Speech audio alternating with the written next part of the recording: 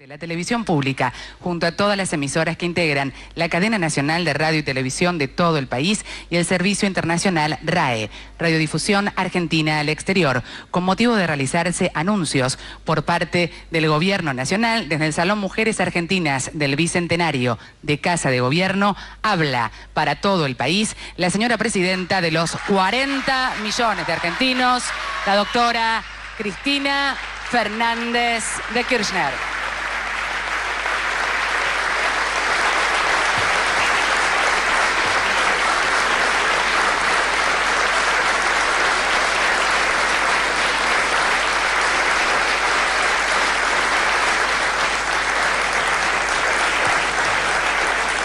Muchas gracias.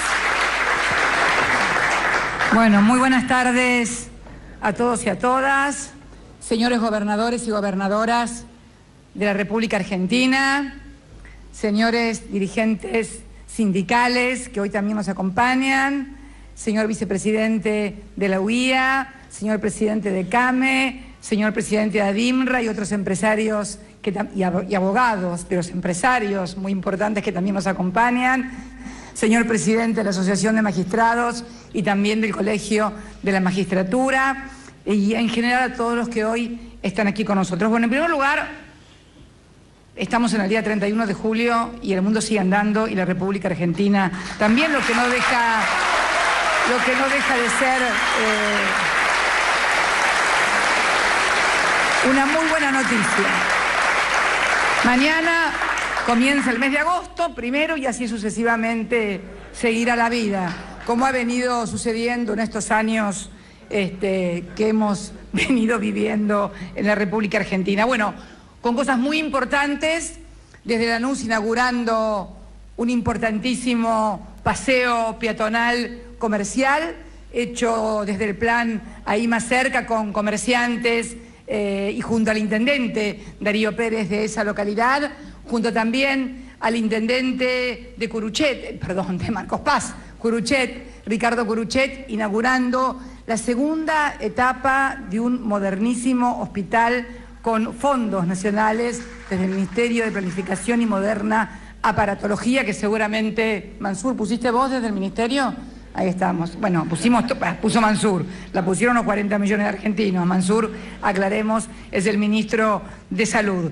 Y bueno, y también hoy nos acompañan 13 gobernadores y gobernadoras porque hemos firmado otro trimestre más en lo que significa el plan de desendeudamiento de las provincias argentinas. En este caso son 13 provincias argentinas, que va a significar en el año, junto a las otras, una suma aproximadamente de 10.000 millones de pesos que ahorran nuestras provincias en base a estos convenios. O sea, la nación ayudando a desendeudar a las provincias que además, dicho sea de paso, hemos aumentado, porque ha aumentado considerablemente la coparticipación, la recaudación, también los fondos coparticipables para todas ellas. Así que estamos trabajando muy fuertemente, además de todo lo que hace a la articulación permanente con todos los sectores del Gobierno Nacional y de los gobiernos provinciales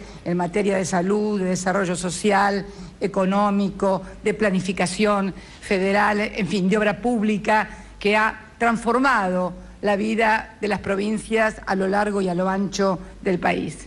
Y también cumpliendo una promesa que hicimos en la última Asamblea Legislativa, cuando dijimos que íbamos a reglamentar el artículo 42 de la Constitución reformada en 1994. Yo fui constituyente de esa convención y me acuerdo que el artículo 42 fue motivo de una larga discusión. Es un artículo muy largo, casi reglamentario, que establece puntos muy definidos en cuanto a lo que es la defensa del consumidor y significan lo que se llaman los derechos de cuarta generación. Alguien decía, Julián concretamente, y el video, que el siglo XX debemos dejar de ser un poquito peronistas únicamente y decir que en realidad los derechos laborales fueron una característica del siglo XX. Largas luchas obreras de los anarquistas, de los socialistas, pero que en este país llevaron a cabo los peronistas, también tenemos que decirlo, en honor a la verdad, porque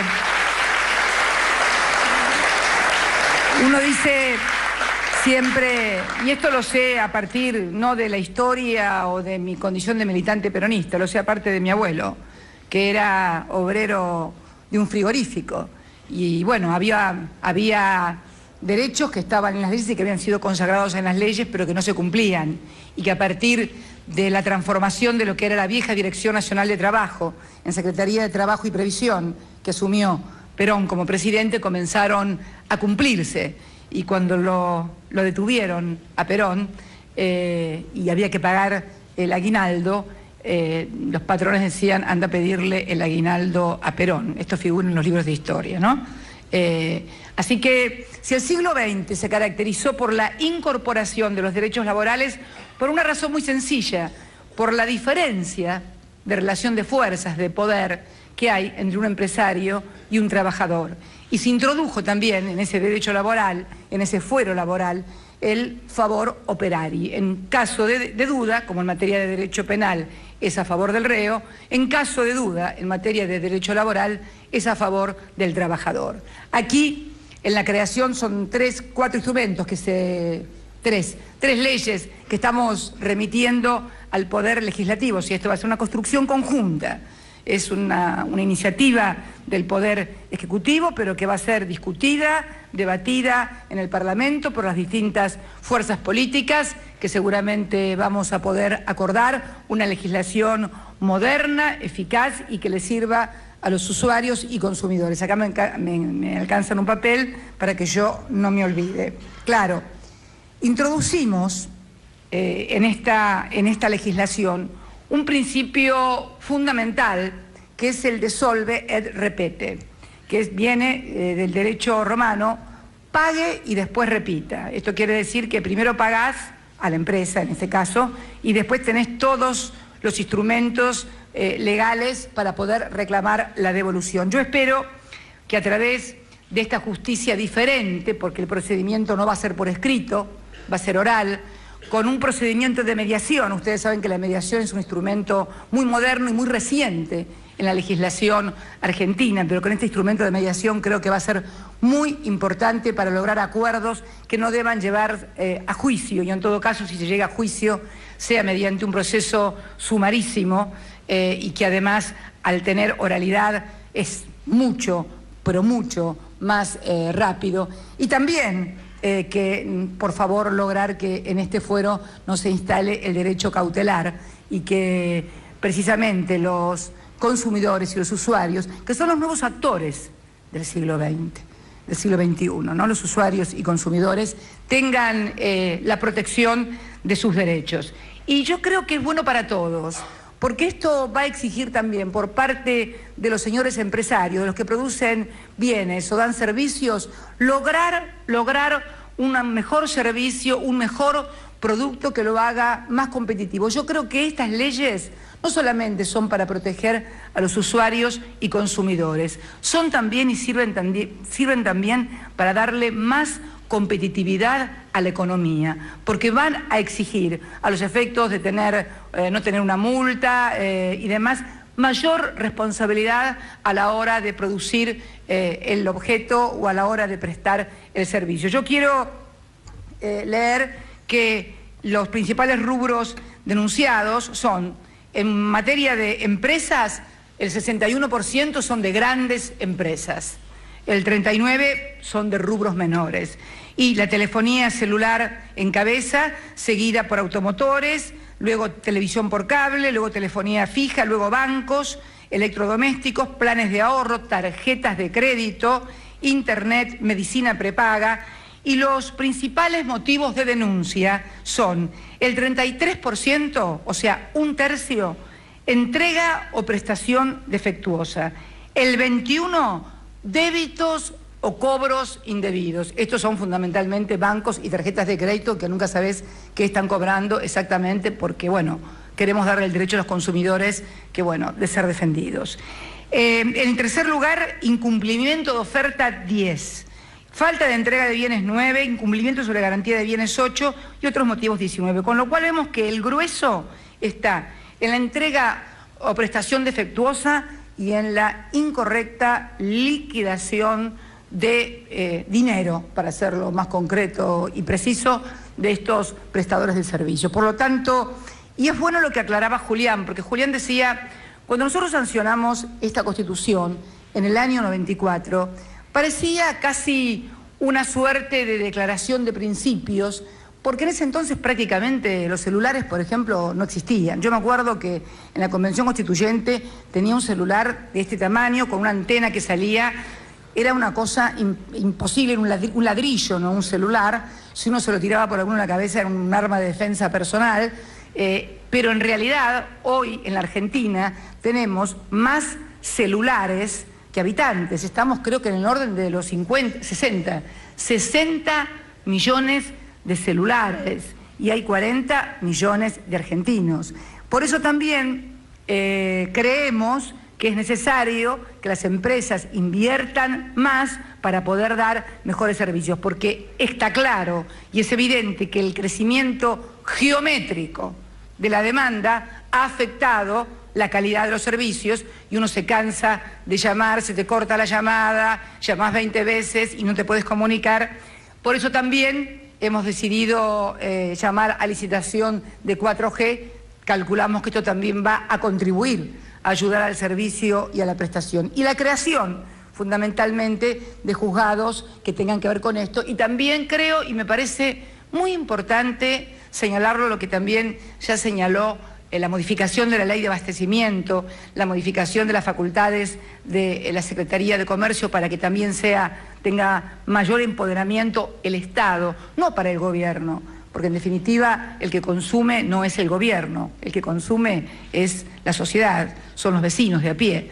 Me parece sí muy importante suprimir de la vieja ley de abastecimiento, que era una rémora, el tema de la cárcel. Yo creo que en definitiva duele más el bolsillo que otra cosa, ¿viste? Así que personalmente creo que además andar metiendo presa a la gente no da resultado. Creo que lo que da resultado es que la gente le cuesten las cosas y entonces, como le costaron, pueda prestar un mejor servicio. Así que creo que en esta etapa de ampliación de derechos que venimos haciendo, incluir los derechos de los usuarios y consumidores y finalmente, porque a través de estas 3 leyes estaríamos reglamentando ese artículo 42, que hasta ahora era un lindo adorno dentro de la Constitución del 94, es seguir ampliando derechos. No le estamos quitando derechos a nadie, que esto es lo bueno de cada vez que uno sanciona derechos, que no implican la limitante de otro, no se le está prohibiendo algo a alguien para que otro haga algo. Al contrario, fue como cuando sancionamos el matrimonio igualitario. Nos levantamos todos los días con mayores y mejores derechos, que creo que eso es lo importante. Y también en esta Argentina que sigue andando, tenemos que anunciar el nuevo aumento que a partir del 1 de septiembre, en virtud de la ley de movilidad jubilatoria, van a tener nuestros jubilados y que asciende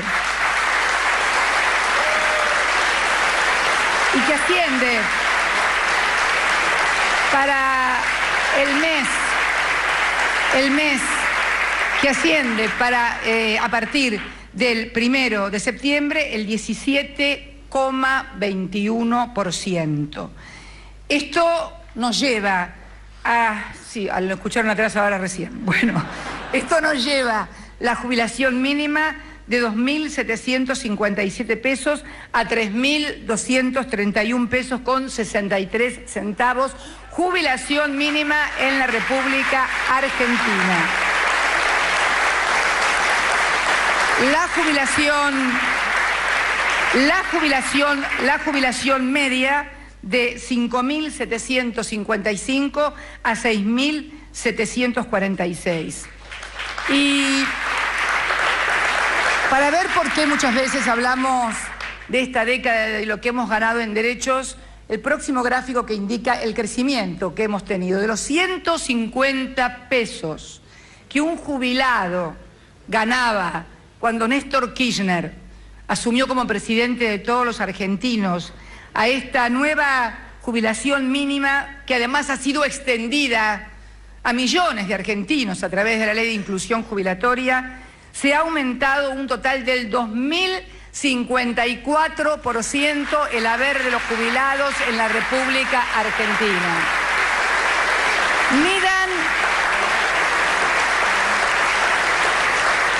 Midan los precios con el índice que quieran, del país que quieran y del lugar que quieran, y van a ver que realmente si a esto además le sumamos la cantidad de gente que pudo jubilarse merced a las leyes de ampliación, y bueno, la verdad que realmente estamos ante también una ampliación y una inclusión de derechos como nunca se había visto. El siguiente cuadro habla de, desde el 1 de marzo, que hicimos el 1 de marzo, el aumento era del 11,31, con lo cual tenemos sumado el de marzo y el que estamos anunciando ahora, un 30,47. Si lo medimos de punta a punta, de septiembre a septiembre, año, estamos en el 37,38% de aumento de las jubilaciones.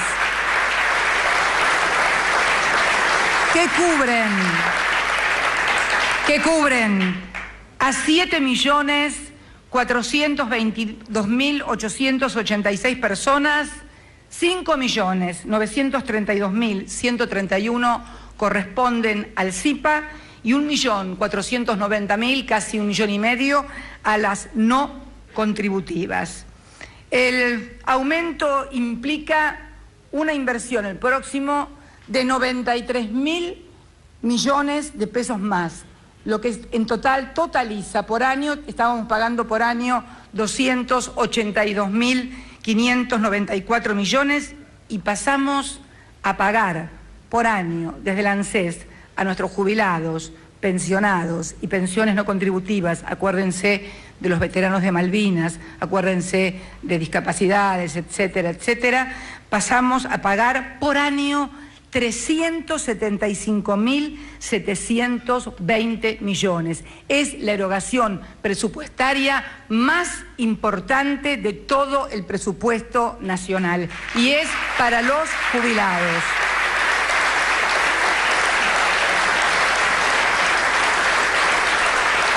Los jubilados y su cobertura ha constituido también, entre las otras tantas, una verdadera política de Estado. Una política de Estado que debe ir más allá y trascender al gobierno de turno. Nos tocó a nosotros, por convicción y por decisión y voluntad política, imponerla como política de Estado en un país que no creía en sus viejos o que había abandonado a sus mayores. Nosotros creemos que jamás podemos dejar de lado ni a nuestros niños ni a nuestros mayores. Por eso también instalamos la ley de movilidad jubilatoria para que ya no dependiera de un gobierno. Esto es que también convertir en una política de Estado.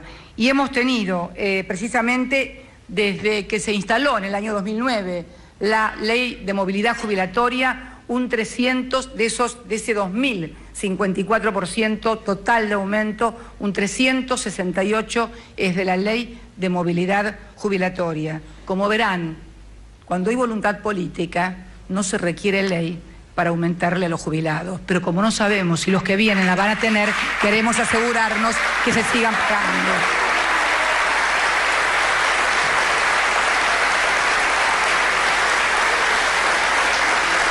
Muy bien. Y también, porque fue motivo de largas discusiones, como a mí me gustan. Yo discutía, estaba en el Congreso, era terrible. Yo discutía mucho también en Congreso, así que me gusta que se discuta. Pero cuando fuimos con esta ley de movilidad jubilatoria y con la fórmula que habíamos propuesto nosotros, la polinómica que habíamos propuesto para calcular, se armó una discusión porque decían que nosotros queríamos embromar a los jubilados. Nosotros, que sin ley habíamos hecho el aumento a los jubilados. Ahí Teresa García me está haciendo señas y no sé qué, parece el penado 14. ¿Qué me decís, Teresa? Ah, ¿que nos mate qué? Ah, bueno, que le iba a dar el 4%, iba a dar. Bueno, ¿vieron? No dio el 4%. Pero no solamente eso. El índice de movilidad jubilatoria aplicado por nosotros dio el 368% con esta jubilación que hoy tenemos de 3.000, por favor, el próximo, de 3.231. El RIPTE, que era el que muchos proponían, que era la remuneración de los trabajadores estables, inclusive algunos compañeros sindicalistas, como Héctor Recalde, que acá no lo veo, ¿nos anda Héctor por acá? Bueno, pero Héctor nos discutía también que no, que iba a dar menos. Bueno, fíjense, dio 303%. Con lo cual la jubilación en realidad hoy sería de 2.781 la mínima. Y si vamos a la construcción jurisprudencial, caso Badaro, emblemático, que siempre nos refriegan todos por la cara, el caso Badaro, si aplicáramos la fórmula del caso Badaro, por favor, ¿está ahí? 249%, la mínima sería 2.407%. Como verán, es bueno discutir, me encanta discutir, pero debemos hacerlo siempre sin prejuicios, sin preconceptos y sin pensar que el otro quiere embromar. Sobre todo porque, a ver, yo podía pensar en alguna época cuando había algún gobierno que no se caracterizaba precisamente por favorecer a los sectores más vulnerables, que había, no sé, una intención tal vez escondida de embromar a alguien. Pero nosotros, que precisamente hemos sido perseguidos, atacados, difamados por los sectores más poderosos y concentrados del país, por precisamente defender a los que ellos muchas veces llaman los que no quieren trabajar, los vagos, los negros, los trabajadores o quien sea. Realmente desconfiar de nosotros en la defensa de los sectores más vulnerables me parece que es una desconfianza inmerecida. Así que, pero bueno, no importa. Lo importante es que hoy podemos decir que, por ejemplo, el 47,2% de los jubilados y pensionados perciben más que el haber mínimo y el 52,8% el haber mínimo. Y lo que es más importante, ahí, al costadito, el 78,2% de los hogares argentinos que cuentan con un ingreso previsional perciben más que un haber mínimo. O sea, en el 78,2% de los hogares hay más de 2 haberes y uno es más que uno mínimo. El próximo, por favor, que es muy importante, ya lo he dicho, pero vamos a recalcarlo porque siempre es bueno remachar y remachar, porque mi abuela decía, la letra con sangre entra, ¿viste? Y dale, que dale, ¿viste? Como el tiqui-tiqui el carpintero. ¿Cómo pagamos esto a los jubilados? Lo pagamos con los recursos corrientes de ANSES. ¿Y cómo se componen esos recursos? Por los aportes patronales y las contribuciones patronales y los aportes de los trabajadores, que representan el 60% de los ingresos totales del ANSES. Pero casi el 40, el 39,8%, el otro 40% lo representan los impuestos que pagan los argentinos. El primero, el IVA, 17,5%. El IVA, ese IVA que pagan todos, los que tienen plata, los que no tienen plata, los que tienen trabajo, los que no tienen trabajo, los que están jubilados, los que están jubilados, todo aquel que va a comprar algo paga el IVA. Y el segundo, casi en la misma proporción que el IVA, y mayoritariamente el 16,6%, fíjense, del 40% prácticamente la mitad es de IVA y la otra mitad es de ¿qué? De impuesto a las ganancias. Porque ¿saben qué? La plata no sale debajo de las baldosas. La plata no la fabricamos con una maquinita. La plata la ponen los argentinos a través de sus impuestos y tratamos de darle la mejor distribución posible. Y creemos que esta de los jubilados es una distribución importante.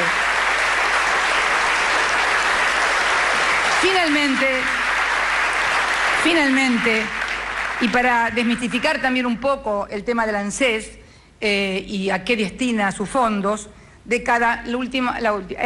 hice con Evita, que es tan lindo. Yo sé que a muchos no les gusta, pero bueno, a mí me encanta. De cada 100 pesos que ingresan al ANSES, el 77%, o sea, 77,70 pesos, se destinan al pago de jubilaciones y pensiones. O sea, más de 2/3. El 9,90 a pensiones no contributivas, vuelvo a repetir, veteranos, discapacitados, madres mayores, madres de 7 hijos, ahora incluimos también creo que las mujeres, porque eso de los 7 hijos varones me molestaban, porque si tenés 7 hijas mujeres no te van a pagar. Claro, como si no comiéramos las mujeres, eso no... Es más, gastamos más muchas veces, es más, gastamos más. Estamos trabajando en eso. 4,96 pesos a la UH, asignación universal por hijo. 4,85, o sea, prácticamente lo mismo a las asignaciones familiares, que es la que cobran los trabajadores registrados en relación de dependencia. Y 2,56 en materia de administración. Frente a lo que cobraban las AFJP, bueno, me parece que esto obvia cualquier tipo de comentario. Y quiero, obviamente, yo sé que están esperando que hable de otra cosa, bueno, no los voy a defraudar.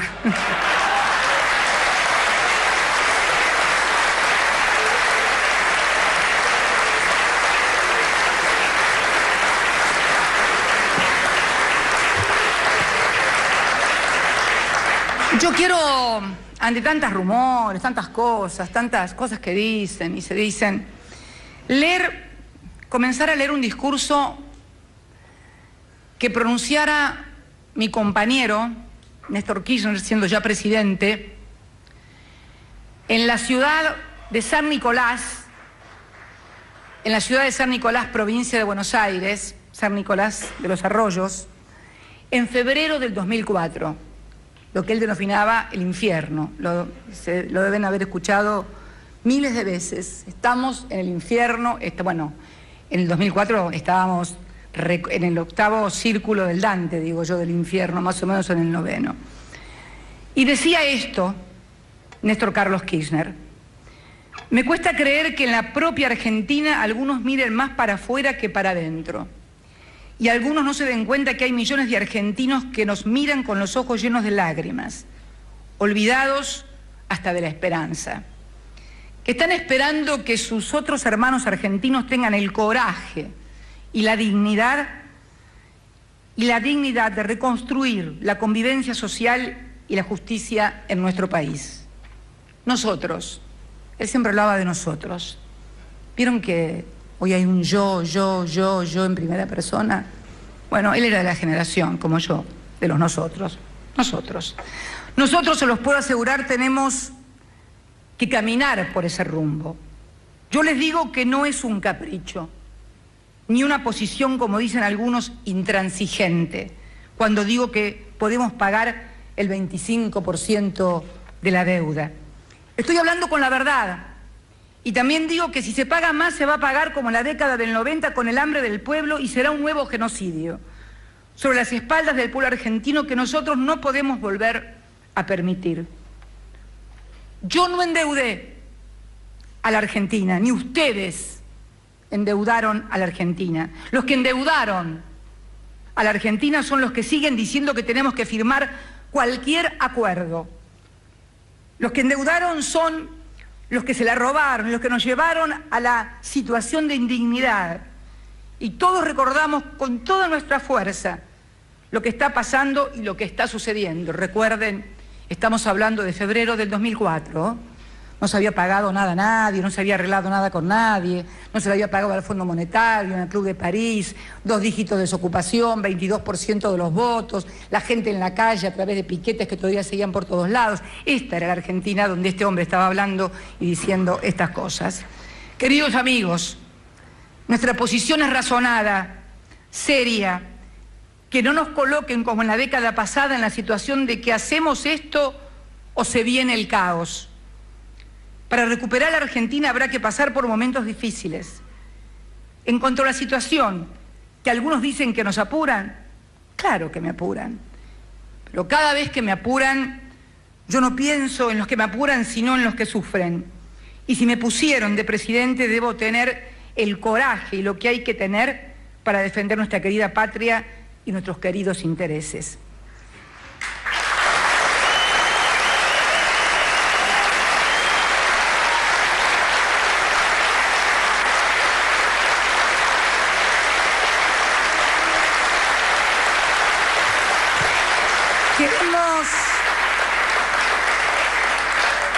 Y seguía diciendo, queremos convivir, escuchen, porque siempre lo quisieron presentar como que no le importaba el mundo, que nada le importaba, que era un loco. Ojalá hubiéramos tenido más locos como este.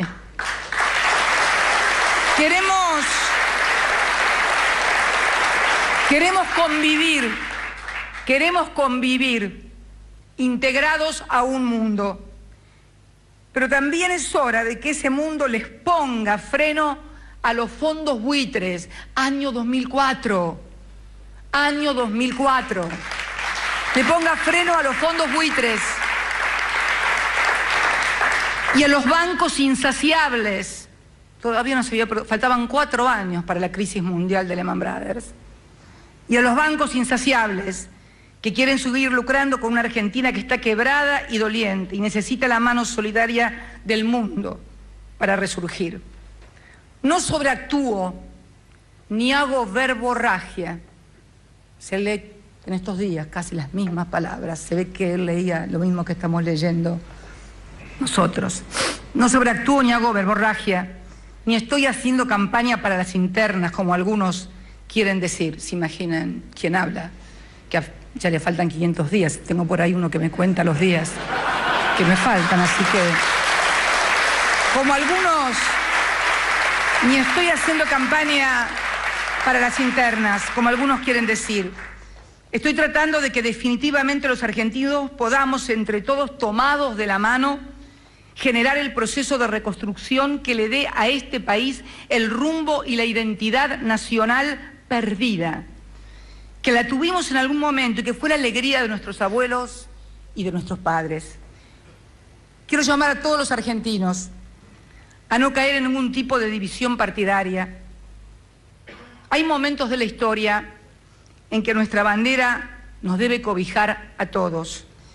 Debemos tener la grandeza de caminar juntos por la avenida de la patria para volver a construir esa nación que dé justicia, de dignidad, de trabajo y que pueda recuperar la producción. Por eso, que no nos vuelvan a meter miedo. Argentinos y argentinas, con absoluta tranquilidad, les pido que estemos con los ojos bien abiertos. Yo les voy a ir contando todo. No voy a decir una cosa y firmar otra. Las responsabilidades que asuma siempre se las iré diciendo, como lo hice hasta ahora.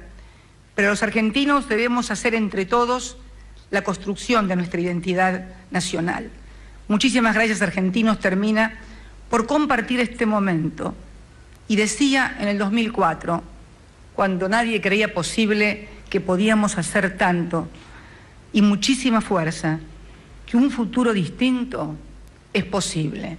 Lo decía en medio de la devastación, de la nada, de la desesperanza y de todo lo que nos habían pasado. Porque por sobre todas las cosas era un hombre que creía en la fuerza de los argentinos, en la voluntad de los argentinos y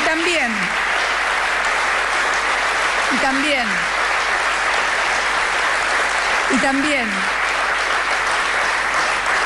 creía que si esos argentinos eran dirigidos, tenían una dirección que los orientara hacia dónde ir, no podíamos equivocarnos. Y miren todo lo que hemos podido construir en estos años impensables: empresarios, trabajadores, comerciantes, universitarios, científicos, todo ha podido llegar a todos lados finalmente. Claro que todavía falta y falta mucho, pero ¿cómo no va a faltar mucho en un país de 40 millones durante décadas abandonado de las políticas sociales, culturales, de inclusión, económicas, donde nos marcaban el paso de afuera? Esto lo quise leer porque esto parece que fuera escrito exactamente ayer u hoy.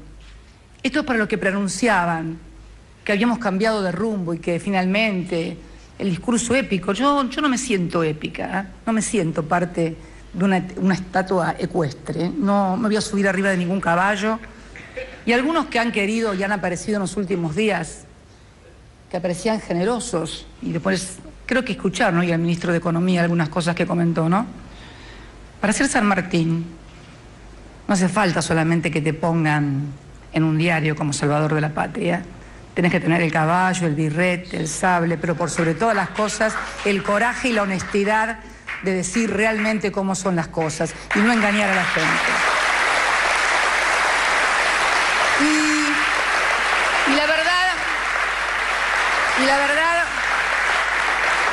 Y la verdad que, ¿por qué hago yo también este llamado a la oposición? Porque estamos solucionando temas importantes que eran todos heredados, como fue heredada toda esa inmensa deuda externa.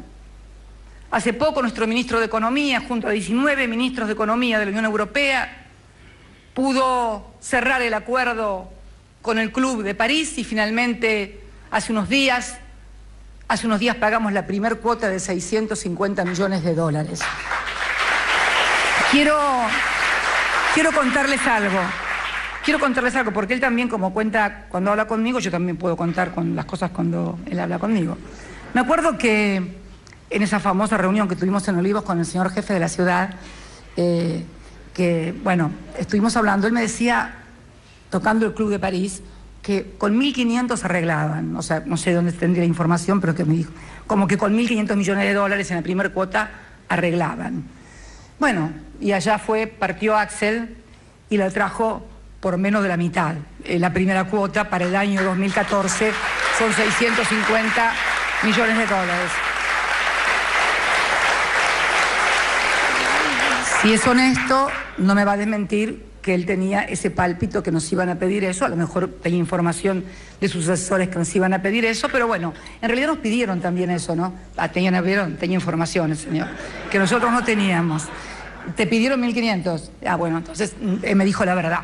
Nos pidieron 1.500, pero bueno, pichuleando y negociando pudimos sacar 650. Y sí, la vida es eso. Y no se te caen los anillos ni te convertís en un traidor a la patria. Tenés que ir, y además porque la deuda data de 1956 para adelante. La trataron de solucionar muchísimos gobiernos, 8 ministros de Economía. Bueno, finalmente renegociamos y además tuvimos, como tenemos muchos vencimientos en el 2015, la cuota es de 700 y pico en el 2015, y también le pedimos que en el 2017 pusieran, 2017 no vamos a estar nosotros, va a estar otro, pero como es un año en vencimientos importante, el último año en vencimientos importante, el 2017, le pedimos que la cuota del 2017 también fuera mucho más baja, es casi la mitad del resto de las cuotas. ¿Saben por qué? Porque no pensamos en el gobierno y que reviente el que viene, pensamos en el país, que es lo que hay que pensar.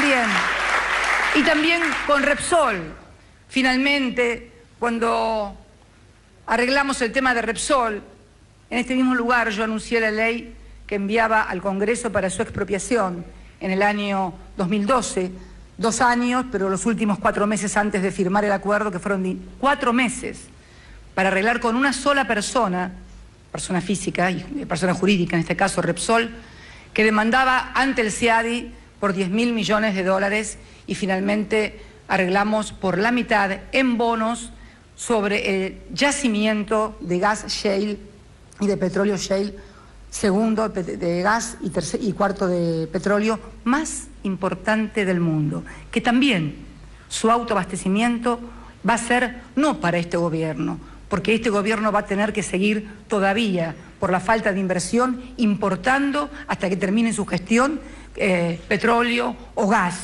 El que va a aprovechar esto será el gobierno que viene. Por eso digo, es importante pensar el país en esos términos, en términos estratégicos y en términos de país y no de partido. Y digo esto porque sorprende que cuando firmamos el acuerdo con el Club de París y cuando firmamos el acuerdo con Repsol, desde algunos partidos de la oposición nos acusaron de que estábamos entregando la patria, endeudando el país. Y ahora quieren que firmemos con los fondos buitres y nos acusan exactamente de lo contrario, de que por culpa nuestra no se pudo firmar. Y quiero contarles algo que seguramente el ministro ya lo contó, pero yo se lo dije a él, que lo contara porque el único ministro de Economía que se juntó con los fondos buitres personalmente, cara a cara, en un estudio jurídico, a hablar, a discutir de por qué la Argentina no podía pagar, porque teníamos obligaciones contractuales con el 92,4% de acuerdo a contratos firmados con nuestros tenedores de bonos, fue Axel Kicillof. Todos los demás ministros de Economía, tanto de Néstor como míos, nunca se sentaron con los fondos buitres. Y después, no es que sea un mérito sentarse con los fondos buitres, ni un demérito no haberse sentado, para nada. Simplemente después de ser el único ministro que se sentó y trató de convencer y mostró las razones, absolutamente todas, que no tuvieron respuesta, porque hay cláusulas que no tienen respuesta. La cláusula Rufo no tiene respuesta.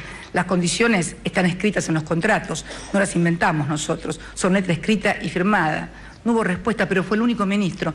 Después de decirle que por culpa de lo que dijo el ministro no se firmó el acuerdo que, como digo, algunos pretendían, de acuerdo a lo que leí en los diarios, hacerlo con los recursos de los ahorristas. Así yo también soy generosa y pago, pero tenemos que ser, ya vimos esta historia, yo no la pienso repetir, sinceramente, no la pienso repetir. Y esto no quiere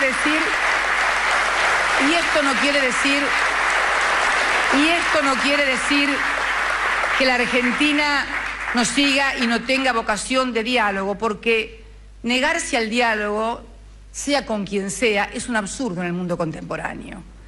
Pero también tenemos que defender nuestros derechos y defender los intereses del país, dialogando siempre, y como siempre digo, haciéndonos cargo del 100% de la deuda de nuestros acreedores en forma justa, equitativa, legal y sustentable. Les ofreció Axel ingresar al canje, lo que significaría una ganancia en dólares casi del 300%. No es que nos negamos a pagarles a los fondos buitres o al holdout, como los llaman, o como quieran llamarlos. Les ofrecimos entrar al canje en las mismas condiciones. Pues no, quieren exactamente la sentencia casi usuraria que les da el 1.680%. Antes de venir acá, que seguramente ustedes no lo saben, pude leer en las redes la presentación de más de 100 académicos, entre ellos premios Nobel como Zulov, como ex jefes del Departamento Económico del Banco Mundial, más de 100 académicos ante el Congreso norteamericano pidiendo por favor que intervengan los congresistas, que intervenga el Parlamento estadounidense para rever la sentencia, si es que se le puede denominar sentencia, a lo que estableció el juez Griesa. Porque realmente saben, pero no defendiéndonos a los argentinos, no es que nos dijeron, por favor, vayan, intervengan porque los argentinos son buenos, la presidenta es macanuda, el pibe ese que vino, el rubiecito es fantástico. No dijeron eso. ¿Saben qué dijeron? Van a dañar y a deteriorar severamente la plaza financiera de Estados Unidos y van a ir a reestructurar deuda a Luxemburgo y a Londres. Eso dijeron, desde el más crudo realismo y de la más cruda racionalidad. Van a quebrar la plaza más importante financiera del mundo porque nadie va a querer venir a reestructurar deuda acá, porque ya Londres y Luxemburgo, que son los otros dos lugares bajo cuyas leyes se reestructura la mayoría de las deudas soberanas, ya dictaron leyes que prevén la actuación de estos fondos buitres, que son en definitiva fondos que compran activos financieros ya defaulteados para luego, a través de juicios durante años, los compraron por 2 centavos y obtienen la totalidad con todos los intereses punitorios, etcétera, etcétera.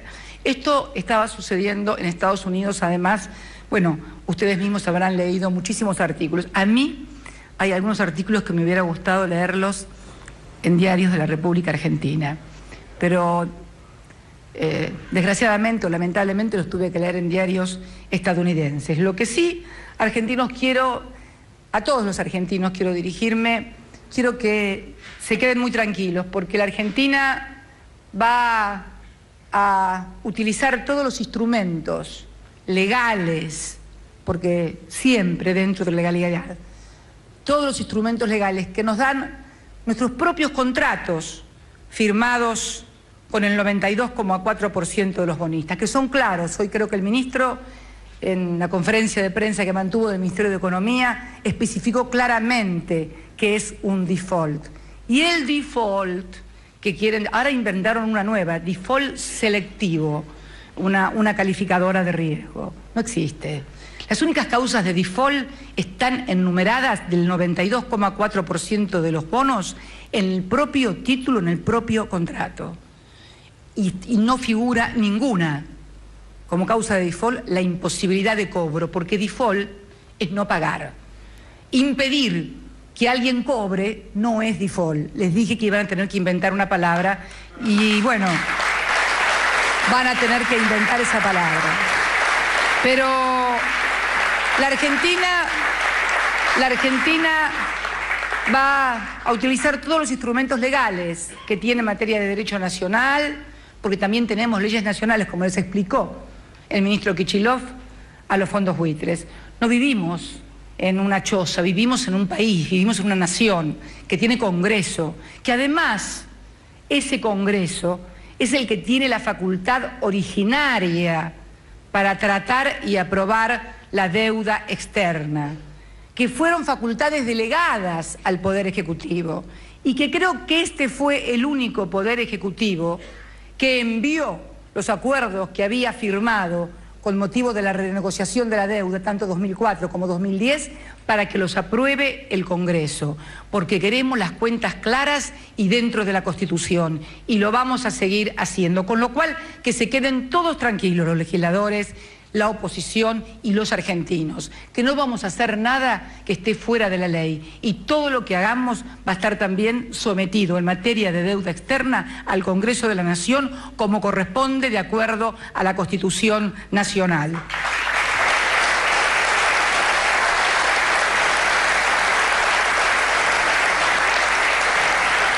Y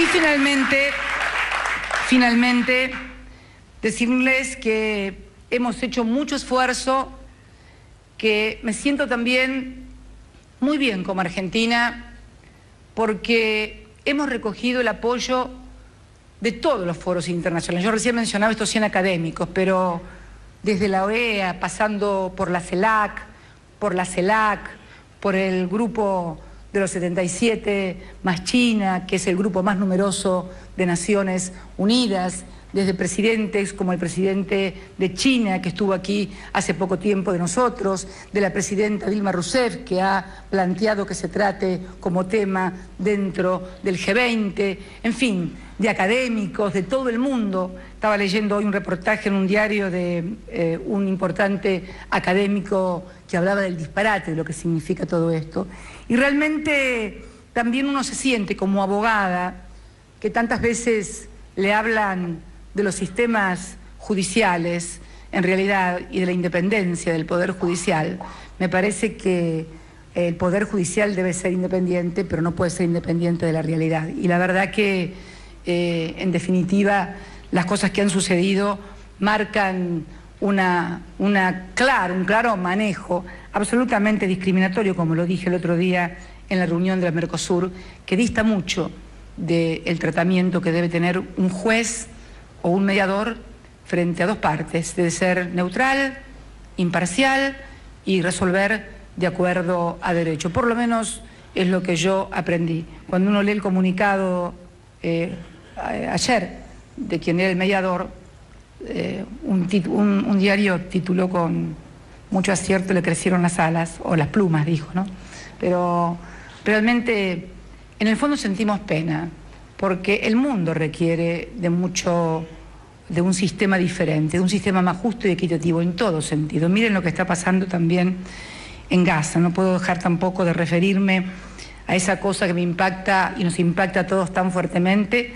Nosotros tenemos allí en la franja a un sacerdote que hoy tomamos contacto con la gente allá y vamos a ver si podemos hacerle llegar los alimentos y demás. Está en un sótano en la franja de Gaza.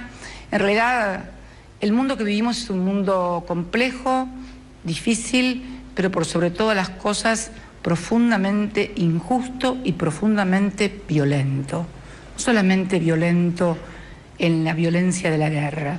Esto que también nos toca vivir a los argentinos también es violencia, porque los misiles, cuando son en la guerra, cuestan vidas de niños, de mujeres, y cuando los misiles son financieros, como nos mandaron los misilazos del 2001, también costaron vidas en la Argentina, costaron sueños, costaron ilusiones, costaron muchas cosas. Por eso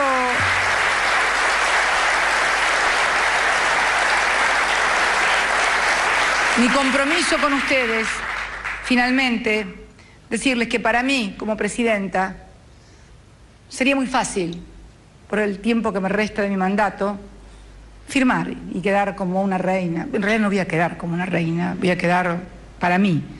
No podría dormir, no podría dormir. No me digas eso que mañana me sacan con coroneta.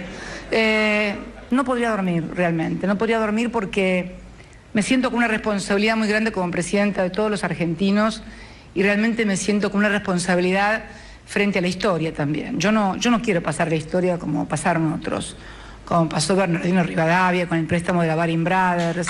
No quiero pasar a la historia como el megacanje. No quiero pasar a la historia como con el megacanje y el blindaje. Yo quiero pasar a la historia como una presidenta que eligieron todos los argentinos y que defendió los intereses de esos argentinos junto a un grupo de colaboradores que trabajan las 24 horas, que me acompañan, que me ayudan, y también junto a lo que entiendo es el apoyo de muchos argentinos que saben que volver a endeudar a la Argentina en las cifras que significaría que se destruyera o se aplicara la cláusula Rufo, convirtieran a nuestro país nuevamente, no ya en provincias inviables, como calificaron a muchas provincias argentinas, sino en un país inviable. ¿Y saben qué? Yo me parece que ahí está el verdadero nudo de la cuestión. Saben que si hay un país viable, es la Argentina. ¿Y saben por qué? Porque tenemos 4 cosas fundamentales para el siglo XXI. Tenemos la energía. Nos vamos a autoabastecer. Tenemos alimentos. Acá me mira Funes de Rioja. Bueno, tenemos alimentos. Somos el 8º país en territorio del mundo, pero con una diferencia, otros países mucho más grandes. Nuestro territorio es habitable y casi cultivable, o en todos lados, desde la Quiaca hasta Tierra del Fuego y desde la cordillera hasta el mar. Y somos apenas 40 millones. Capacidad de excedente formidable. Tenemos además recursos humanos muy, pero muy calificados. Y hemos puesto en la ciencia y en la tecnología mucha inversión. Por eso, porque somos un país y volvemos a ser un país viable, es que nos quieren tumbar. Argentinos juntos, estemos muy juntos, después discutamos todo, desde el color, desde lo que quieran, pero sobre esto que haya unidad monolítica con todos los argentinos, porque es, vuelvo a repetir, la salida para el futuro. Yo soy el presente y un cachitito así chiquitito de futuro de días. Ustedes son el futuro de los próximos años y todos ustedes tienen que defender lo que hemos logrado. Muchas gracias y muy buenas tardes a todos.